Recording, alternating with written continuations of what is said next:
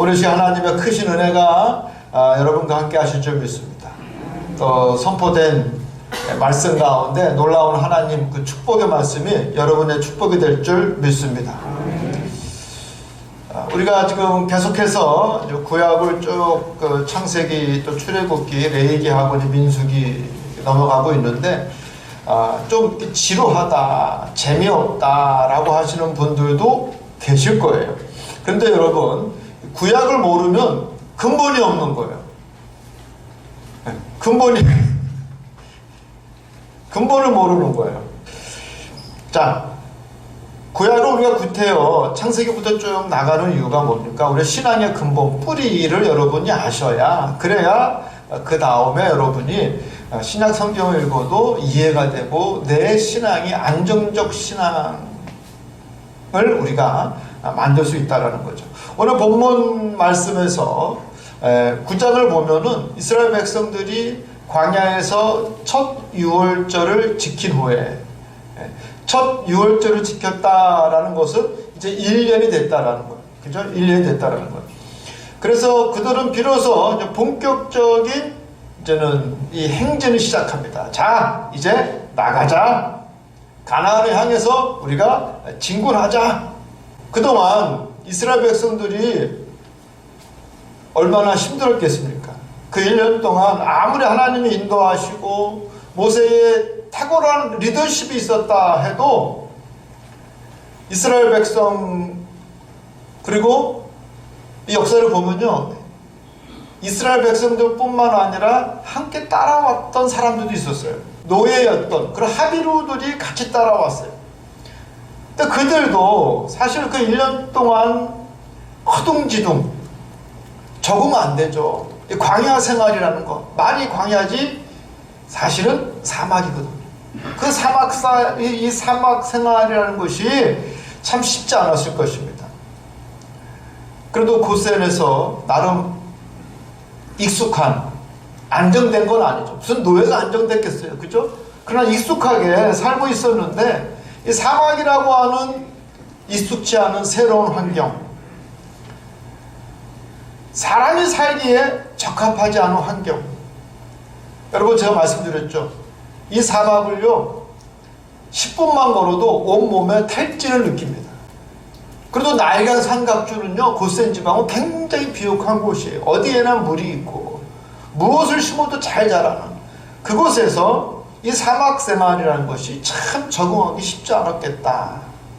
우리가 뭐 그런 이유 있는 상상을 하지 않습니까? 그러니까 시내산에서 머물던 이스라엘 백성들은 10장에서 보면은 둘째 해, 둘째 달, 20날에, 그러니까 1년 지나고 햇수로 둘째 해죠. 2월 20일 날 구름이 떠오름에 시내 광야에서 바람 광야로 그들은 길을 떠납니다. 이제 그들은 이전에 오합지졸이 아니라, 규모 없는 모습이 아니라 잘 정리된 진영을 갖추고 조직적인 행진을 하게 됩니다. 우리가 오늘 말씀 본문을 본격적으로 들어가기 전에 우리가 이제 출애굽 여정을 한번 살펴보자고요. 지금 이스라엘 백성들은 어디에 있는 거예요? 시내산에 있는 거예요. 시내산에. 원래 이스라엘 백성들이 시내산에 갈 게 아니었죠. 상서 그들을 이 해안길, 블레셋길로 가게 하지 아니하시고, 그리고 그 바로 밑에는 수르길이 있습니다. 수르 광야를 통해서 가는 길이 있어요. 근데 그 길도 우리 하나님은 가지 못하게 하시고 그들을 내리십니다. 내리셔가지고 이 시나이 반도 밑으로 쭉 시내산까지 그들을 내려오게 하는 거예요. 우리가 이 출애굽의 여정을 살펴보면은 이 람셋에서 숫꽃, 그리고 시내산까지의 여정 1단계, 그리고 시내산에서 바람 광야를 통해서 가데스 바데아까지 가는 2단계, 그리고 3단계는 어디입니까? 가데스 바데아에서 가나안으로 들어가기 위한 모압 평야로 들어가는 그 단계. 그리고 바로 그들이 내려가는 곳이 어디입니까? 르비딤이에요. 르비딤 하면 여러분 그 기억나는 게 뭐예요? 그들이 물이 없어서 또 불평하지 않습니까? 모세가 화가 나서 지팡이로 바위를 치고 말이죠. 그런 우여곡절이 있었던 것이 바로 르비딤이에요. 또 거기서 아말렉과의 전쟁이 벌어지잖아요. 아말렉과의 전쟁. 이 전쟁 가운데 중요한 포인트가 있지 않습니까? 여호수아가 나가서 얼마나 잘 싸우냐가 문제가 아니라 이 전쟁의 포인트는 무엇이었어요? 모세의 손이 내려가지 않는 것. 모세의 손이 내려가면 그들이 전투에서 밀리고 지고, 모세의 손이 올라가면 전투에서 이겼더라. 그래서 아론과 홀이 모세의 양쪽 손을 붙들고 있지 않습니까? 이것이 상징하는 것이 무엇입니까? 모든 전쟁은 다 영적 전쟁이라는 거예요.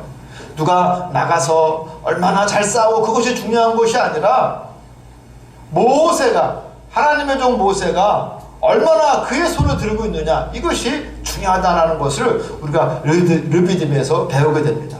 이때가 떠나온 지 이제 한 달쯤 지났어요. 한 달쯤 지났어요. 그리고 그 신광야에서 우리 하나님께서 이스라엘 백성들이 배고플까봐 만나와 메추라기를 내려주시고 르비딤을 지나서 시내산에 도착하게 됩니다. 시내산. 근데 시내산에서 도착하고 오늘 말씀 보면은 그 둘째 해 2월 20일 날 그들이 시내산을 출발하였다라는 말씀을 보니 2월 20일 그들이 거기서 시내산에서 11개월 가량 있어요. 11개월 하고 며칠쯤 더 이 시내산에서 체류하면서 이스라엘 백성들이 머물게 됩니다. 근데 이 시내산이 굉장히 중요하지 않습니까? 시내산을 주변에 그들이 그 60만 명 이상의 이스라엘 백성들이 주둔을 하고 있으면서 있었던 놀라운 세 가지 일이 있어요. 세 가지. 맨 처음에는 뭐냐면은 가장 중요한 것은 바로 그 시내산에서 계약을 맺는다는, 하나님과의 계약. 나는 너희의 하나님이요 너희는 나의 백성이라 라고 하는 계약을 맺게 되고, 여러분 말로만 계약 맺는 것이 아니라 하나님께서 구체적으로 여러분 뭐든지요 계약을 맺게 되면 복잡해요. 보험도 복잡해요. 부동산도 복잡해요. 또 여러분 취업도 계약 맺을 때 복잡한 거 많지 않습니까? 마찬가지로 우리 하나님께서 그들에게 십계명을 주시고 그리고 613개의 율법을 그들에게 전수해 주십니다. 이게 첫 번째 사건이에요. 시내산에서 가장 중요한 첫 번째 사건이 뭐냐? 하나님과의 계약이라는 거. 두 번째가 뭐냐면 여러분 아시다시피 금송아지 숭배 사건입니다. 금송아지 숭배 사건. 그리고 세 번째 중요한 것이 무엇이냐? 이 모세가 또 이 시내산에 올라서 하나님의 성막을 어떻게 만들 것인지 구체적으로 하나님의 지시를 받고 내려오지 않습니까? 그리고 약 한 5개월 동안 성막을 봉헌하는 거예요. 성막을 봉헌하는 거예요. 5개월 동안 이 성막을 진 다음에 그 성막을 봉헌하고, 우리 지난주에 보면은 거룩하게 구별된 레위 지파 사람들 이야기를 우리가 하지 않았습니까? 그 성막을 봉헌한 이후에 그 다음에 제사를 지낸 레위 지파 사람들을 거룩하게 구별하는 위임식이 바로 8장에 나와 있죠. 8장. 그리고 오늘 말씀은 9장, 10장 이렇게 이어지는 말씀입니다. 그리고 또 중요한 것은 바로 그곳에서 이스라엘 백성들이 첫 번째 뭐예요? 유월절을 지켰더라. 유월절을 지켰더라. 그리고 그 시내산에 머물 때에 인구조사를 해가지고 인구조사를 해보니 이스라엘 백성이 60만 3천 명 정도 되었더라. 그리고는 드디어 2월 20일 그들이 시내산을 떠나 가나안을 향해 진군을 합니다. 그래서 어쨌든 오늘 본문 말씀 속에서는 이 구름이라고 하는 매개를 통해서 더욱더 박진감 있게 이스라엘 백성을 인도하시는 하나님을 우리는 볼 수가 있습니다. 여러분, 구름은 무엇입니까? 바로 하나님의 임재와 하나님의 인도하심을 의미합니다. 이전에도 우리 하나님께서 그들을 인도하셨지만 오늘 말씀에서 보면은 성막을 다 건축한 이후에 구름이 어디에 머물게 됩니까? 성막 위에 머물렀더라. 그래서 성막 위에 머문 그 구름을 가시적으로 보여줌으로 이스라엘 백성들이 더욱더 큰 기쁨을 가지고 힘차게 행전할 수 있도록 우리 하나님께서 그들을 이끄셨다라는 것을 우리는 볼 수가 있습니다. 하나님의 임재의 상징인 그 구름을 중심으로 이스라엘 백성들이 이제 철저하게 그 구름을 따라 움직이게 됩니다. 우리 18절 말씀에 보면 이런 말씀이 있어요. 이스라엘 자손이 하나님의 명령에 따라 행진하였고 여호와의 명령을 따라 진을 쳤으며 구름이 성막 위에 머무는 동안에는 그들이 진영에 머물렀고. 이 말씀은 여러분 가만히 생각해 보면요, 좀 하다 보면은 하나님의 패턴을 감지하고 거기에 내 생각이 가미될 수가 있어요. 예측할 수가 있어요. 아, 이때쯤 하나님이 가셔야 되는데 왜 구름이 안 움직이나? 하나님이 깜빡하셨나? 야, 집 사러 가자 할 수 있단 말이에요. 이것이 오늘날 우리들의 모습입니다. 철저한 전적인 순종이 아니라 인간적인 예측을 하는 거예요. 저는 이 말씀, 오늘 본문 말씀 보면서 야, 이스라엘 백성이 이때는 정말로 대단했구나. 우리 하나님께서 이스라엘 백성들에게 요구하는 것도 그들의 생각대로 움직이는 것이 아니라 하나님 임재의 상징인, 인도하심의 상징인 그 구름의 움직임에 따라 즉각적으로 순종하는 것을 우리 하나님께서는 원하셨구나라는 것을 깨닫게 됩니다.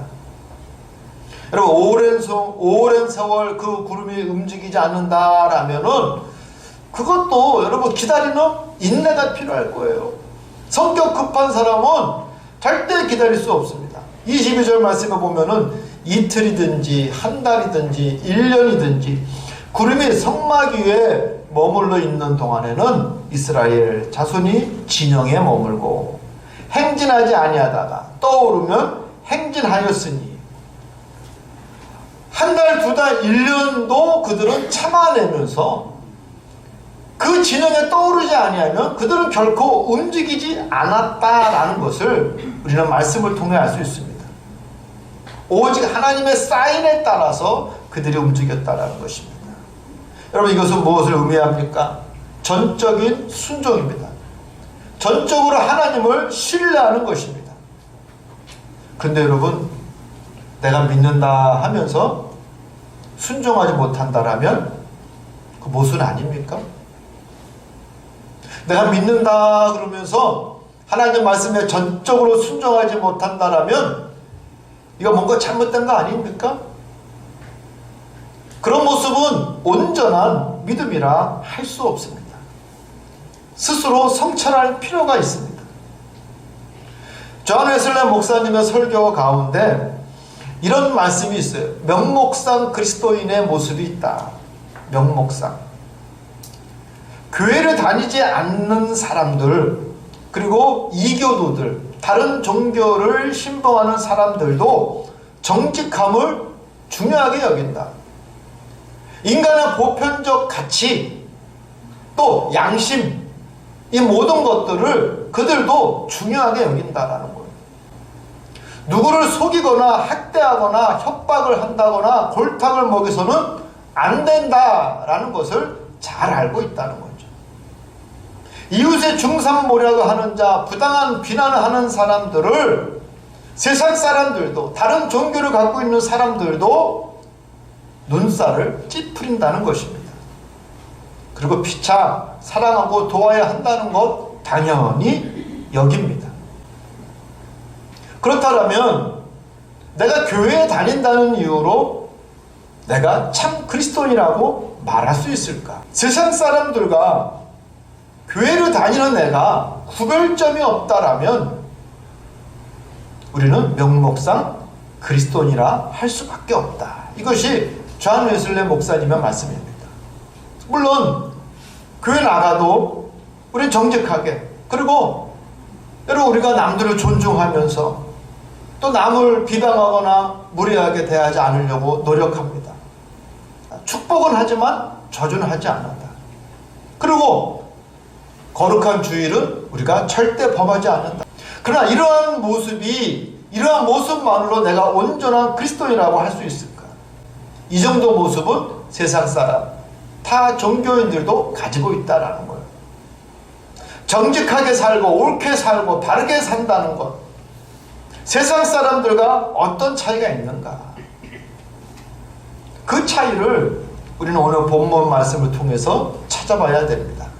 무엇입니까? 여러분 감 잡으셨죠? 바로 순종입니다. 순종. 1년씩 기다리면서 하나님의 사인이 없으면 그들은 움직이지 않습니다. 이것이 바로 계약 백성입니다. 인간의 판단과 생각대로 결코 움직이지 않습니다. 이것이 순종입니다. 하나님의 구름이 떠올라야 움직입니다. 아, 이때쯤 떠올라야 되는데 왜 안 떠오르시지? 내가 먼저 가야지. 그렇지 않습니다. 기다립니다. 그리고 맨 앞에 언약궤가 앞서갑니다. 사람이 앞서가지 않습니다. 우리가 많이 범하는 실수 가운데 내가 하나님보다 앞서가려고 할 때가 얼마나 많이 있습니까? 그러나 오늘 말씀을 보면은 반드시 언약궤가 앞서가고, 그리고 그들이 서야 할 곳, 쉬어야 할 곳, 장막을 치야 할 곳은 하나님께서 지정해 주십니다. 여러분, 우리가 세월이 지나고 보면은 우리의 삶을 우리 하나님께서 주장해 주셨다라는 것을 알 수가 있죠. 우리 어르신들이 그런 말씀을 많이 하십니다. 목사님, 지나고 보니 하나님이 나를 도우셨어요. 몰랐어요. 전혀 몰랐어요. 그런데 지나고 보니, 여러분, 나이가 들면요 지혜로워지는 거예요. 인생을 꿰뚫어 볼 줄 아는 거예요. 그 나이 드신 분들을 우린 존경해야 됩니다. 지나고 보니 하나님이 나와 함께 하셨다라는 거예요.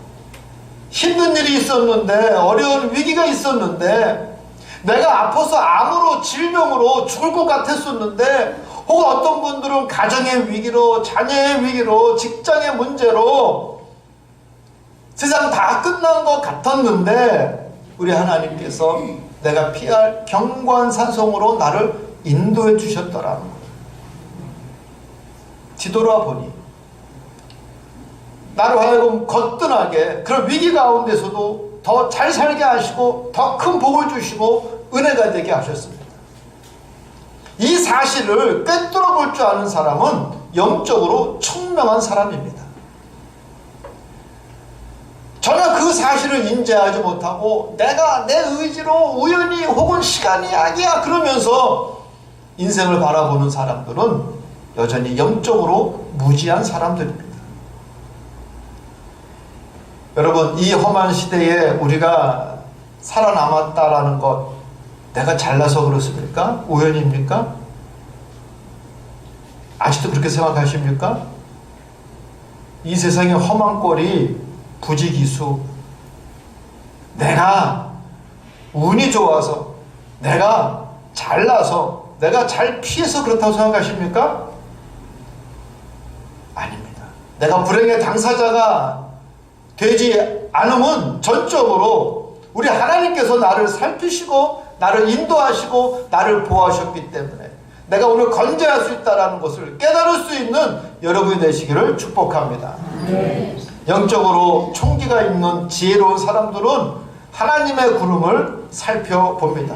그리고 그가 인도하심을 따라 그의 인생을 맡길 줄 압니다. 이것이 얼마나 편한 인생입니까? 내가 뭘 해보겠다고 이리저리 궁리를 하는 피곤한 삶을 사는 사람들이 얼마나 많이 있습니까? 그렇다고 내 생각대로 됩니까? 내 계획대로 됩니까? 말씀 가운데 계획은 인간이 할지라도 이루시는 분은 하나님이라 그랬어요. 우리 그 말씀 너무나 잘 알면서 어떻게든지 아둥바둥 내가 뭘 해보려고 하나님 앞에 맡길 수 있는, 하나님의 구름을 따를 수 있는 여러분이 되시기를 주님의 이름으로 축복합니다. 내 계획대로 된 것이, 생각해 보세요. 얼마나 있어요. 가장 쉽고 즐겁고 행복한 것은 하나님의 손에 모든 것을 맡길 수 있는 삶입니다. 바로 이것이 순종입니다. 순종이 뭐지? 어렵게 생각하지 마세요. 내가 걱정하고 내가 우려하고 워리 하지 마시고, 내가 계획한다고 되는 것 아니고 전적으로 하나님 앞에 맡기는 것, 이것이 바로 순종입니다. 물론 말같이 쉽지는 않습니다. 우리 창세기에 보면은 가장 어려운 순종이 있죠. 아브라함의 순종입니다. 하나님의 아들을 바치라고 하는 거예요. 그래서 그 이삭을 데리고 모리아 산으로 가는데 이삭이 그렇습니다. 아버지, 불과 나무는 있거니와 번제할 어린 양은 어디 있습니까? 그 얘기를 들었을 때 아버지 아브라함의 마음이 얼마나 그 맴이 찢어지겠어요. 사랑하는 아들 이삭인데 나이 100세에 얻은 금쪽과 같은 종만 내 자식인데, 그러나 아브라함은 순종하지 않습니까? 제가 이 아브라함의 이야기를 하면서 여러분 설교 기억나십니까? 하나님하고 아브라함하고 싸우는 거예요. 그래, 하나님이 이기나 내가 이기나 보자. 내가 도망갈 줄 아시지? 하나님, 나 도망 안 갑니다. 하나님 말씀대로 내 아들 끌고 모리아산 갑니다. 하나님 어떻게 하시나 봐야지. 우리 인생도 마찬가지예요. 하나님 어떻게 하시나 봐야지. 그러면서 돌이키고 도망가는 것이 아니라 가는 거예요. 이것이 순종이에요. 저는 여러분에게 뇌가 없는 사람처럼 껌뻑 순종한다고 믿지도 않습니다. 그럴 사람도 없습니다. 얼마나 그 과정이 힘들고 어렵고 갈등이 크겠어요. 죽을 만큼의 고민이죠. 아브라함처럼. 저도 마찬가지예요. 순종하기가 쉽습니까? 어려워요. 하기 싫어요. 도망가고 싶어요. 그럼에도 불구하고 버텨내는 것. 이거 이기셔야 됩니다. 이길 수 있는 우리 중앙교회 모든 성도가 되기를 주님의 이름으로 축복합니다. 그때 아브라함이 뭐라 그래요? 아들아, 번제할 어린 양은 하나님이 자기를 위하여 친히 준비하셨느니라. 할렐루야. 이게 정답이에요. 아브라함은요, 지 아들을 끌고 갔지만 그리고 포박하고 칼을 들어서 그 아들을 잡으려고 하지만 아브라함의 믿음이 있었어요. 뭐예요? 어린 양은 하나님이 준비해 놓으셨다고 하는 거예요. 아브라함아, 그 아이에게 손을 대지 말라. 아무 일도 그에게 하지 말라. 내 아들 독자라도 내가 아끼지 아니하였으니 내가 이제야 내가 하나님을 경외하는 줄 아노라 하면서 하나님의 도장을 꽝꽝꽝 찍어주셨어요. 여러분, 이것이 바로 순종입니다. 그랬더니 결과가 무엇입니까? 그 아들 이삭은요, 4대 족장 가운데 가장 평화롭고 평탄하고 가장 영화로운 인생을 산 복받은 족장이 누구예요? 이삭이에요. 이삭. 여러분, 이것이 바로 순종의 결과입니다. 그렇지 않으면 우리는 세상의 움직임에 따라 살아가는데 급급할 수밖에 없습니다. 주님의 성전 위 그 하늘을 우리는 바라봐야 됩니다. 거기 하나님의 말씀이 있고 하나님의 인도하심이 있고 하나님의 보호하심이 있고 하나님의 먹이시고 기르시는 은혜가 바로 거기에 있습니다.